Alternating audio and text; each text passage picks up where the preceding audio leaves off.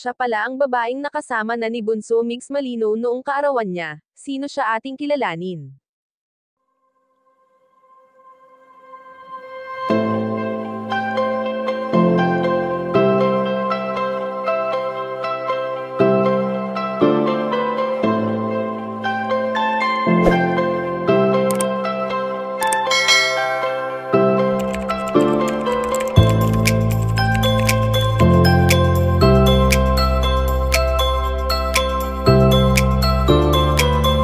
Masasabing isa si Bunso Mix Malino sa napaka-blessed na tao, dahil sa kabila ng mga pinagdadaanan nito ay hindi siya pinapabayaan ng mga taong nasa paligid niya.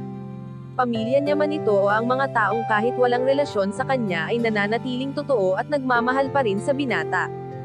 Hindi maitatanggi na hindi naging madali para kay Bunso Mix Malino ang mga taon na lumipas, dahil sa hindi niya na muling nakakasama pa ang babaeng kanyang minamahal at ito nga ay ang yumaong si Cutie Mahal.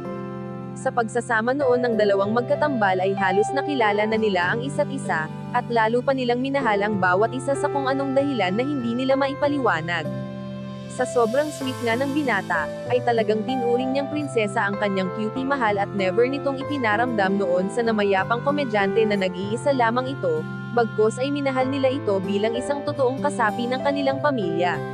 Subalit ngayon ngang wala na ito, ay masaya na si Bunso Mix Malino sa piling ng kanyang pamilya at ng kanyang mga kaibigan na ayon sa aming impormasyon na nakalap na noong nagdaang kaarawan ng binata ay nakasama niya na ang babaeng ito. Ang babaeng isa sa kanyang kaibigan na kamakailan lang nang ma-interview nito ang binata sa Dream Big Studio, at maraming kabunsuan ang talagang sumuporta kay Bunso Mix Malino. Kayo mga kachika, anong masasabi niyo dito? Please leave the comment and don't forget to subscribe.